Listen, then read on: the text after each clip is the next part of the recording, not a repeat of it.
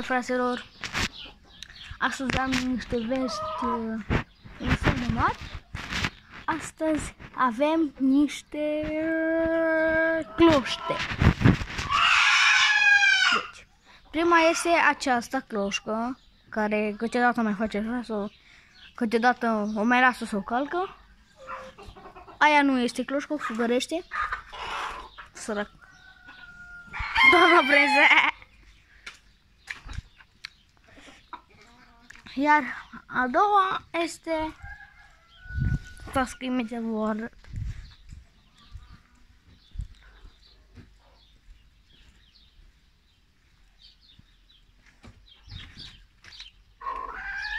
Uitați.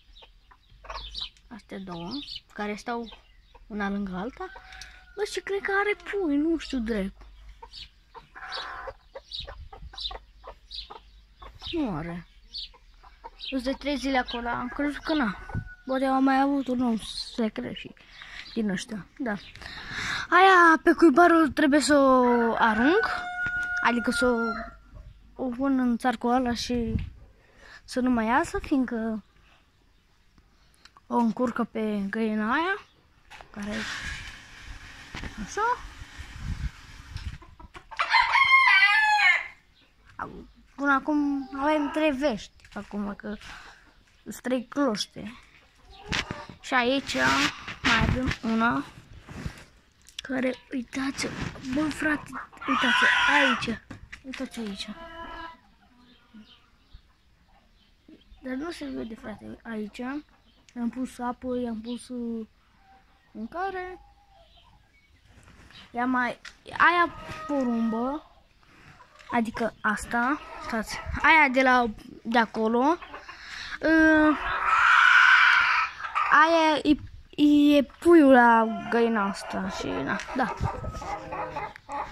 Și mai ales că găina aia de acolo, cloșca, aia s-a făcut zitul în iarnă, deci nu glumesc. Am mers în cotit, zitul s-a făcut curat și când am văzut puiul acolo și cloșca. După aia l-am ținut, am zis dacă trăiește, trăiește, dacă nu, tot așa. Da, aici găinile, rațele,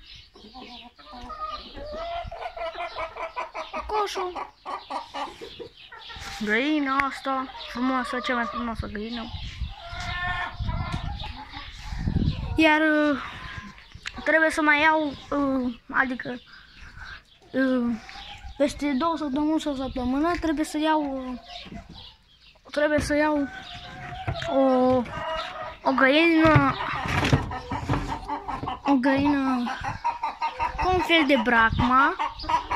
Dacă nu este bracma, are un muț mare, nu este mătasă japoneză, fiindcă are pene, nu e pufoasă, nu e păr din ăla.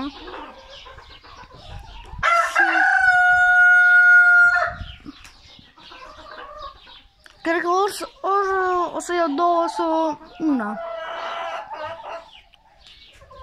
Eu am dat comandă, adică să-mi țină una, dar poate o să mai iau una.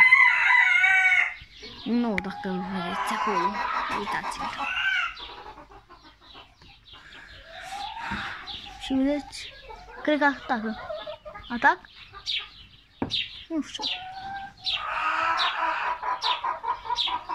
Ca să o iau ou. Săracă. Bă, ce frică. Mi-e frică rău. Asta e nebună, cred. Bă, uitați-vă. M-a scos, frate. Hai, bagă-te și tu. Hai frumos. Asta nu e bă. Apropo, am dat cocoșul ăla rău, adevărat. Hai. O să pun aia aici, oul. Și, da. Ce să fie? Uitați. Cum am zis, găina. Noutățile, cum am zis. O să iau și o găină. Adică am 3 cloște, că aia roșie nu pun. Aia și aia de acolo, lângă alea două, o să încerc și eu, dacă stă în alt loc, să le pun, dacă nu, nu. Dacă nu, o arunc aici și dă aici. De ce vreau să se bagă acolo? Da, nu o să le dau voie. Așa. Da, așa. Asta e o bragma semi-micuță. Nu e foarte mică, adică e de mărimea la o găină roșie, adică ca aia, aproape. Aia din spate. Nu e așa, dacă e un pic mai micuță, doar așa. Da, aia nu o să țin să, adică dacă cade cloșcă o să o las, că na. Fiindcă i-a scos 14 pui sau 15, nu mai știu. A scos unde-i? Aia de acolo. Și asta, care asta a fost salvată de mine, că nu mai are un deget. O știți, cred? Uitați acolo, vedeți? Nu mai are un deget. Aia de acolo.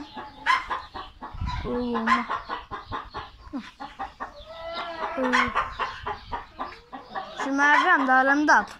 Am dat, că erau prea multe, frate, adică. Acum ce au? Ce? Deci... Uzber. Bă, frate, deci nu mai suport găinile albe. Deci nu mai le suport. De față ca aia. Nu mai le suport. Nu o să mai iau niciodată găini din astea. Că nu mai le suport. Nu știu. Nu-mi plac mie.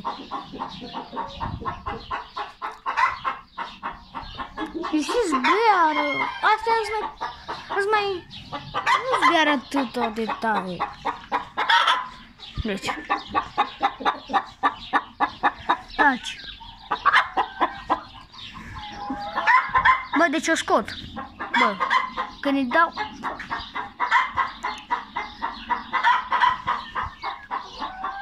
Da. Și el, dacă nu l-ați văzut din tot. Razele sunt toate bine, adică nu au nicio problemă. Îți bine, găina asta a fost un pic bolnavă, dar acum e bine. Acum, iar dacă nu ați văzut episodul anterior, că au rămas fără pene, fiindcă aveam niște bebeluși și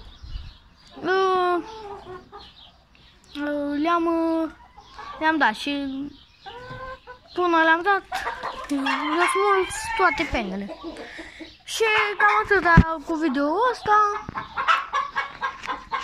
Cred că când mai fac video, când mai fac video o să vă dau atunci când vedeți puii, când scoate puii. Când de 3 zile acolo și na. Acum, uitați ce cea mai urâtă găină, care nu mai are nici pene pe ea, absolut deloc.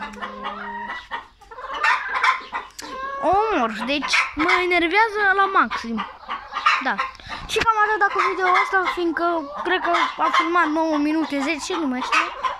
Și cam atâta. Ciao.